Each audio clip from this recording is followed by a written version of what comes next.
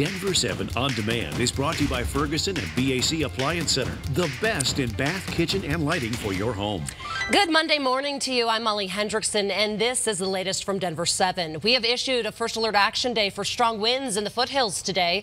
Denver 7 meteorologist Lisa Hidalgo is tracking those wind speeds pretty strong out there. Lisa. Yeah, it could be like hurricane force winds by the time we get to this afternoon. We are under a high wind warning already in the northern Front Range Mountains and foothills, and then across northeastern Colorado. So not only just the foothills, but areas east of there from Fort Collins to Greeley and up across northeastern Colorado, 40 to 60 mile-per-hour wind gusts. And that high wind warning goes into effect at 11 o'clock this morning. And again, even stronger as you get up into the mountains. That mixed with a good 4 to 8 inches of additional snow in the mountains west of the divide has prompted an avalanche warning. So some dangerous conditions in through the northern and central mountains. So the winds will pick up, Molly, by midday. Coming up in just a few minutes, I'll show you when they're going to finally die down. All right, thanks, Lisa. As we await likely new legislation concerning oil and gas development in Colorado, cities across the state are trying to find a balance between the concerns of residents and the desires of oil and gas companies. Tonight, a public hearing will be held in Aurora after a huge backlash against an approved drilling plan. City administrators already approved a proposal to add 16 new wells to the area near 6th Avenue and I-70 and Powhatan. But council members have the option of taking that back after a public meeting tonight. Denver 7's Micah Smith takes us through the plans. We talked to neighbors who don't live very far from where this very large fence was put up in preparation for the project. They say they're concerned about what drilling will do to the environment. When the application was submitted for the 16 new wells, it came along with 30 public comments, and all but one were opposed to the project.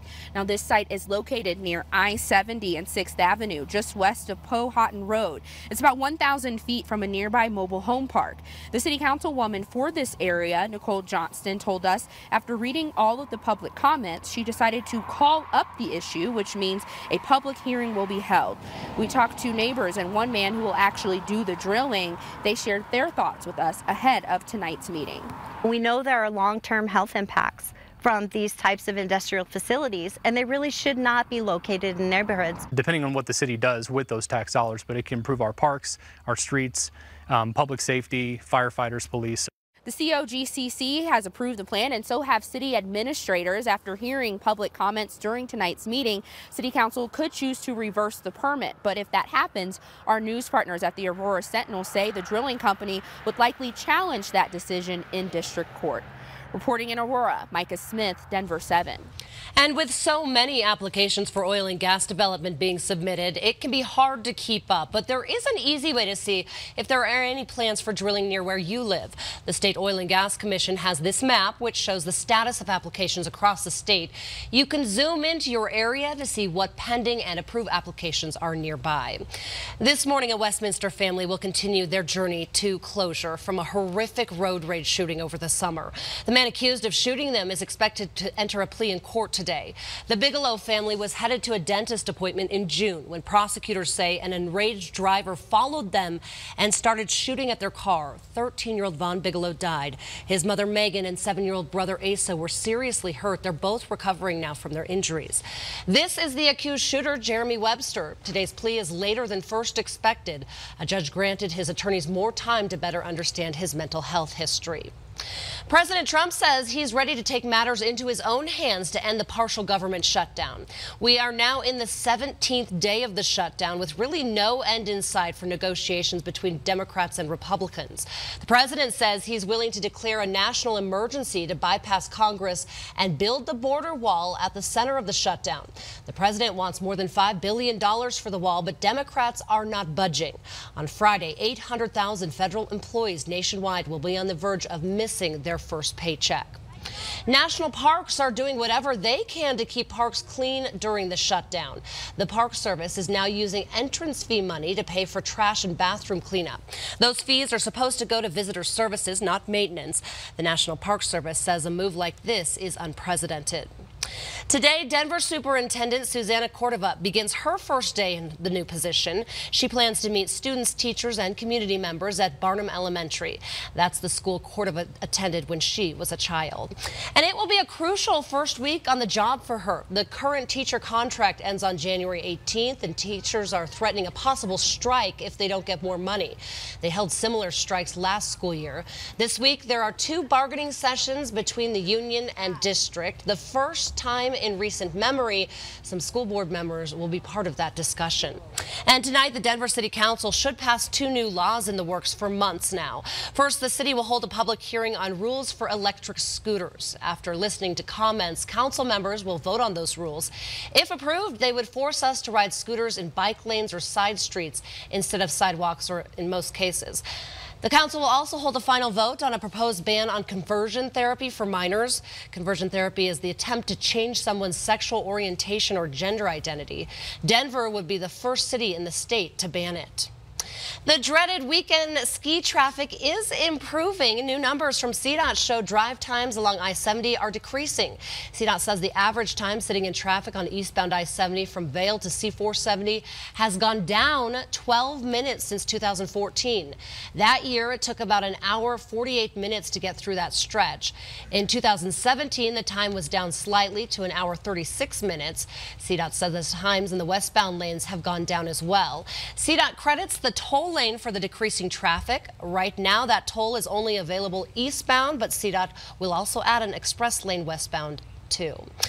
Broncos insider Troy Renck expects the team to name its new head coach this week, and it could happen as early as Wednesday. The team will meet with Chicago Bears defensive coordinator Vic Fangio today. Fangio is the last candidate the team plans to interview. Now, he and the Bears are coming off a heartbreaking loss yesterday against the Eagles for a spot in the playoffs. Fangio's record speaks for itself. The Bears had the #1 rated defense in the NFL this year under Fangio's leadership. But Troy says while Fangio could impress today, he believes the team is leaning towards Steelers offensive line coach and former Tennessee Titans coach Mike Munchak. Mike Munchak walks in the room and in front of the players, immediately demands respect. He was a 10-time All-Pro in 12 seasons. He is a Hall of Famer. This would be the first time, based on my research, you'd have a Hall of Fame coach and a Hall of Fame general manager. So the respect factor is huge. And not saying the players didn't respect Vance Joseph, but the first year he had to earn it. This year he got better, but it didn't work out. Munchak walks in and he earns that respect. Now, expect an update from Troy this afternoon following today's final interview. And download the free Denver 7 app and opt in for alerts so you are the first to know when the team makes a final decision. Tomorrow, the city of Longmont considers a new ordinance to protect more prairie dogs. Under the proposal, officers would not be allowed to capture a prairie dog that sneaks its way into a home or garage. Property owners would also have to go through a process to get a permit before they could exterminate prairie dog colonies. In a tradition that doesn't get much more Colorado, the National Western Stock Show kickoff parade will roll through downtown Denver on Thursday. And if you're new to Denver, you may want to check out this tradition. The parade starts at the Crawford Hotel at Union Station. It marches 15 blocks to 17th and Tremont. The parade is filled with longhorn cattle, horses, and Western wagons. It really transports downtown Denver back decades. Now, this year, Dana Crawford will be the Grand Marshal. The Crawford Hotel is named after her family.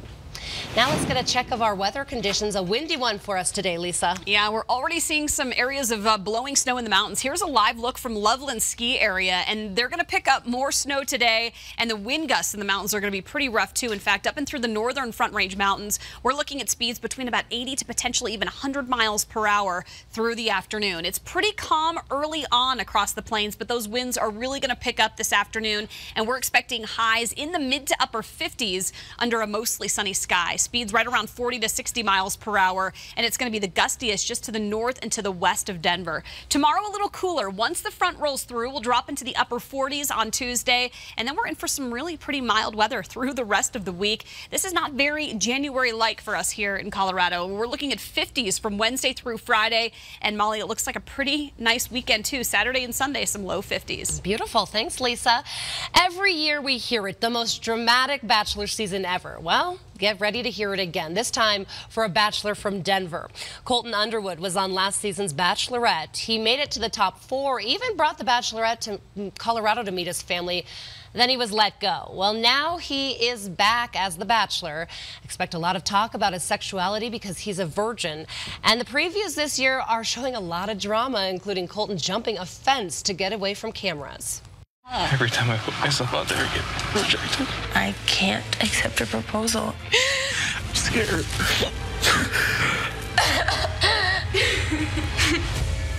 I'm done. Holy. Colton! Oh my God! What just happened? Oh my goodness. Now the Bachelor premieres tonight at 7 right here on Denver 7. And this has been your Denver 7 On Demand update. Thanks for joining us, and make sure you check back here later today for another update. And download the free Denver 7 app for breaking news and alerts.